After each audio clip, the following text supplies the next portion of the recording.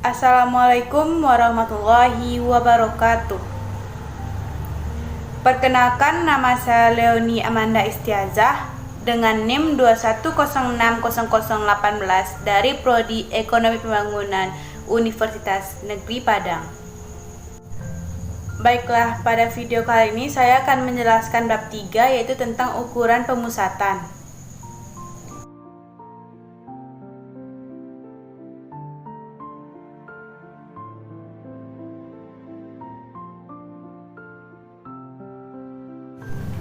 Ukuran pemusatan adalah nilai tunggal yang mewakili sekumpulan data dan menunjukkan karakteristik dari data.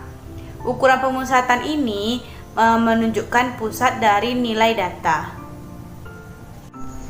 Pemakaian ukuran pemusatan ini ada berupa rata-rata hitung, median, dan modus yang sering digunakan dalam peristiwa ekonomi atau sektor lainnya.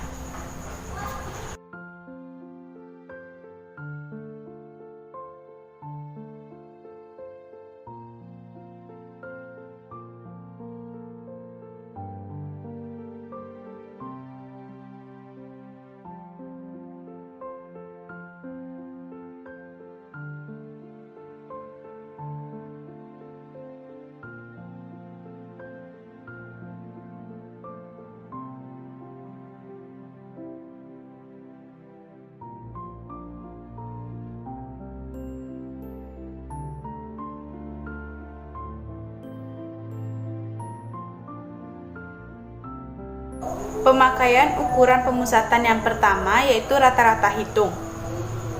Rata-rata hitung adalah nilai yang diperoleh dengan menjumlahkan seluruh nilai data dan membaginya dengan jumlah data. Rata-rata hitung merupakan nilai yang menunjukkan pusat dari data tersebut, serta rata-rata hitung ini juga mewakili dari keterpusatan data. Untuk memahami lebih lanjut tentang rata-rata hitung, kita akan membahas tentang 4 macam rata-rata hitung. Yang pertama, rata-rata hitung sampel. Yang kedua, rata-rata hitung populasi. Yang ketiga, rata-rata hitung tertimbang. Dan yang keempat, itu rata-rata hitung data berkelompok.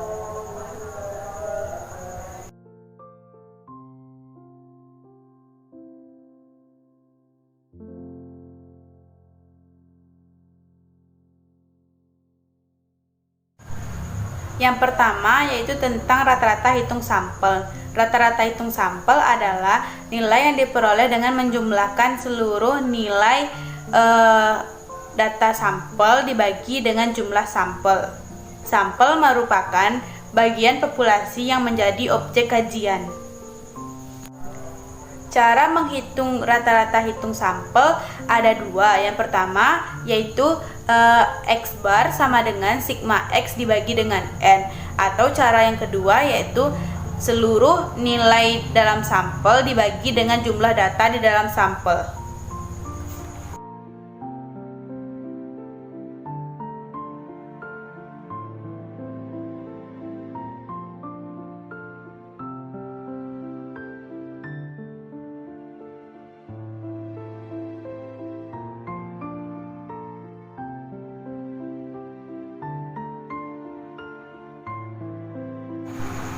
Yang kedua yaitu rata-rata hitung populasi. Rata-rata hitung populasi adalah nilai rata-rata dari data populasi dalam suatu kelompok. Populasi merupakan seluruh anggota di dalam kelompok tersebut. Rata-rata hitung populasi ini disebut juga dengan parameter. Cara menghitung rata-rata hitung populasi ini ada dua. Yang pertama yaitu jumlah seluruh nilai populasi dibagi dengan data populasi. Yang kedua yaitu mu sama dengan sigma X dibagi dengan N.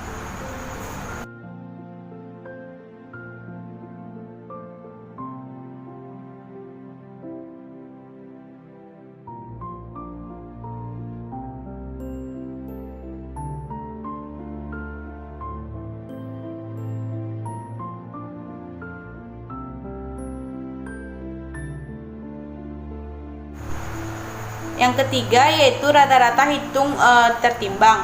Rata-rata hitung tertimbang ini adalah suatu nilai yang diperoleh dari kelompok data kemudian ditimbang dengan bobotnya. Rata-rata hitung tertimbang ini datanya mempunyai pengaruh dan kepentingan yang berbeda, yaitu pengaruh volume dan pengaruh waktu. Pengaruh waktu adalah data dengan waktu yang berbeda juga mempunyai dampak yang berbeda, sehingga permintaan dipengaruhi oleh pendapatan. Sedangkan pengaruh volume yaitu data yang diperoleh dengan volume yang berbeda-beda dan mempunyai dampak yang berbeda-beda. Oleh karena itu, rata-rata hitung tertimbang ini dikembangkan sebagai upaya mempertimbangkan nilai bobot serta peran-peran setiap data yang dianggap berbeda. Cara menghitung rata-rata hitung tertimbang adalah sigma W sama dengan sigma di dalam kurung W dikali X dibagi dengan sigma W.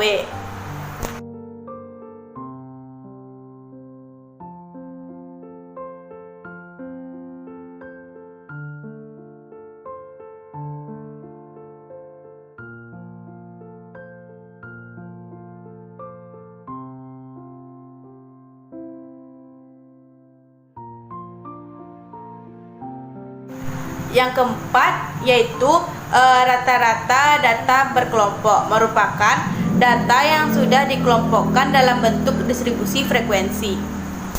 Data-data yang sudah dikelompokkan akan kehilangan identitas untuk melihat nilai-nilai dari data distribusi frekuensinya. Untuk menghitung rata-rata data berkelompok menggunakan rumus X bar sama dengan sigma Fi ditambah Xi dibagi dengan N.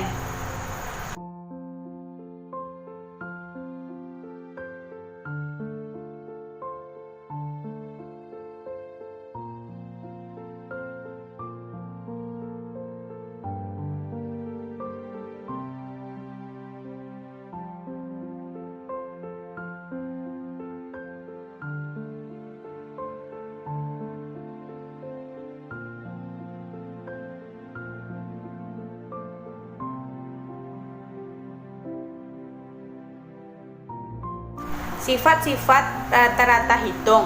Yang pertama, setiap kelompok dalam bentuk skala interval ataupun rasio mempunyai rata-rata hitung.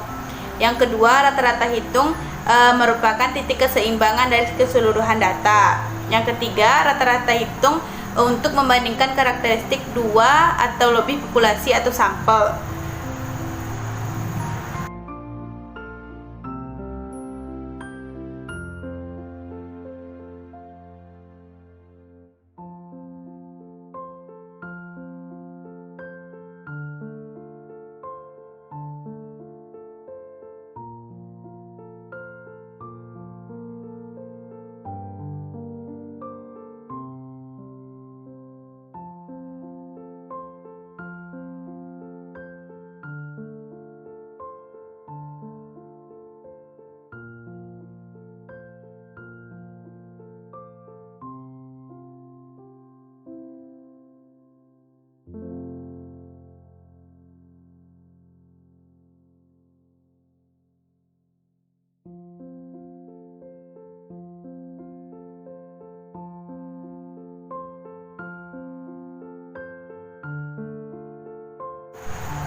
Materi kedua yaitu tentang median.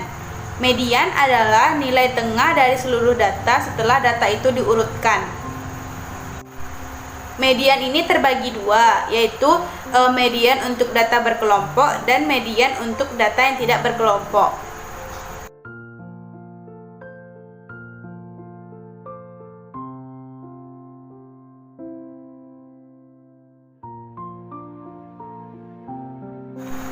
Median data berkelompok adalah nilai yang terletak di tengah-tengah data dan nilai informasi atau karakteristik dari masing-masing data tersebut tidak dapat diidentifikasi lagi.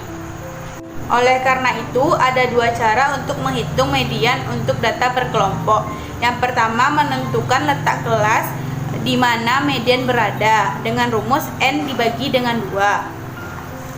Yang kedua, melakukan interpolasi di kelas median dengan rumus L ditambah N per 2 dikurang CF dibagi F dikali I.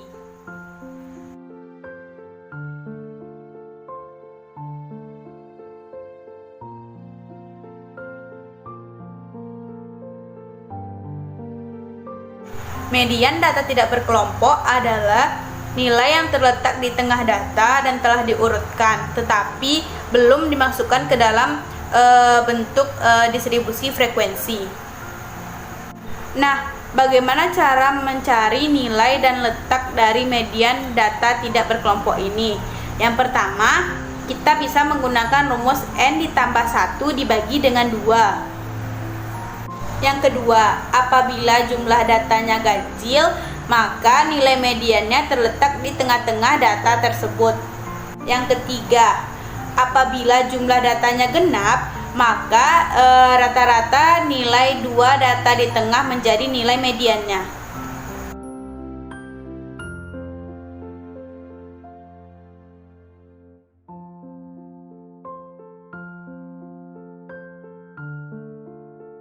Sifat-sifat median. Yang pertama, median ini bersifat unik karena hanya ada satu nilai mediannya. Yang kedua, apabila ingin melakukan pengurutan, lakukanlah dari yang terkecil hingga yang terbesar, ataupun sebaliknya. Yang ketiga, nilai median ini tidak dipengaruhi oleh nilai ekstrim.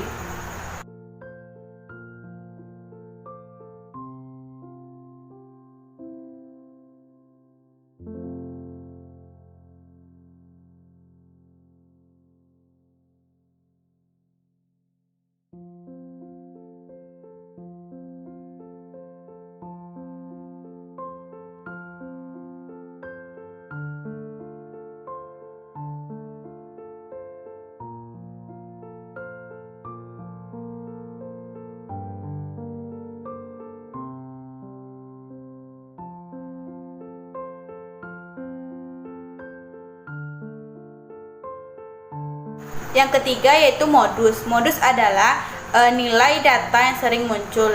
Kekurangan dari modus ini adalah tidak semua data mempunyai modus, sedangkan kelebihannya mudah ditemukan di setiap data. Nah, bagaimana cara kita mencari nilai modus dari data yang tidak berkelompok dan data yang berkelompok? Kalau di data yang tidak berkelompok, nilai modus adalah nilai yang sering muncul di data tersebut. Itulah nilai modusnya. Kalau di data yang berkelompok, kita bisa menggunakan rumus sebagai berikut. Rumus untuk mencari modus untuk data berkelompok adalah L ditambah D1 per D1 ditambah D2 dikali I.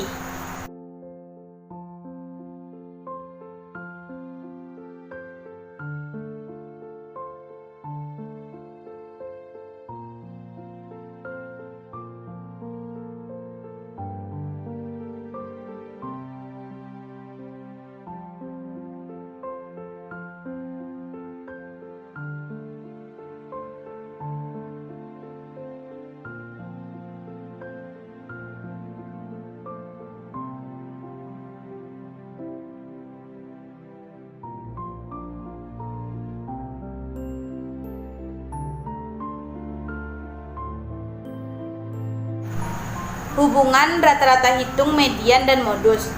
Ketiga ukuran pemusatan ini dimanfaatkan untuk mencari bentuk kurva poligon dari data yang dikaji dalam bentuk sampel ataupun populasi. Bentuk dari kurva poligon ini bisa berupa kurva normal atau simetris, kurva condong ke kiri, dan kurva condong ke kanan.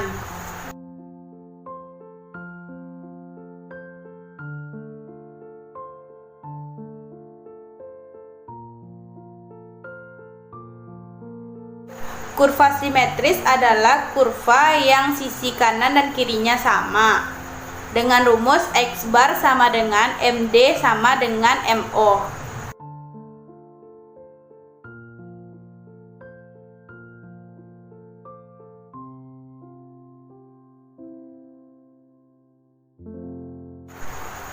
Kurva condong ke kiri yaitu kurva yang disebabkan oleh nilai rata-rata hitungnya lebih besar dari median dan modus.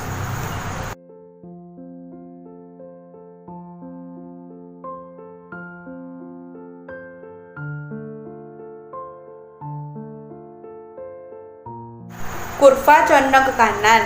Kurva condong ke kanan ini disebabkan oleh rata-rata hitung lebih kecil daripada median dan modus.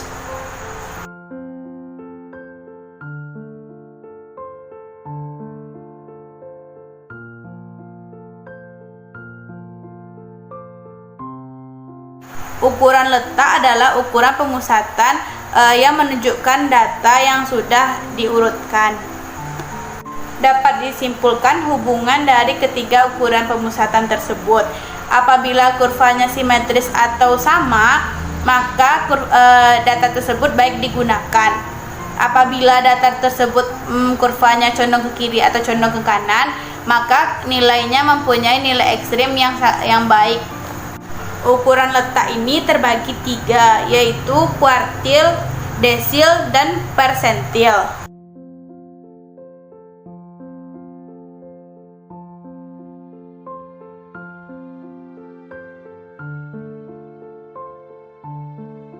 Kuartil adalah ukuran letak yang membagi distribusi menjadi 4 bagian yang sama.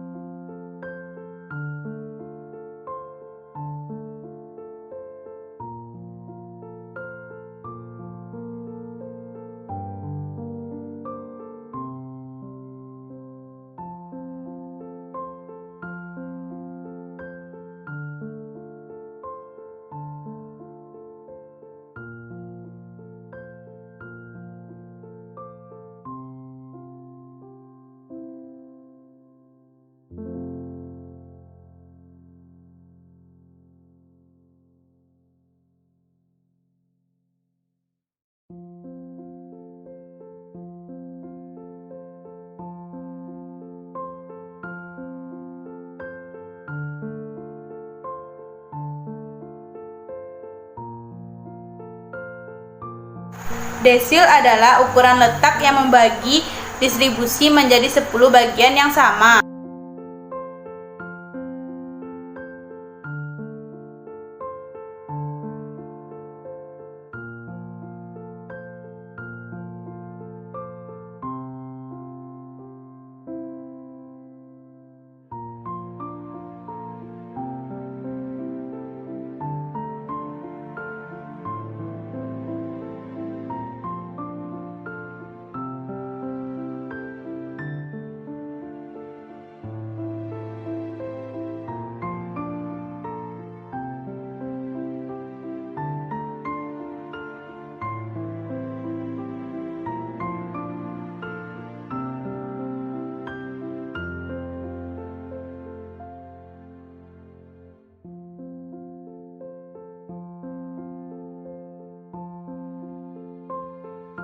Persentil adalah ukuran letak yang membagi distribusi data menjadi 100 bagian yang sama.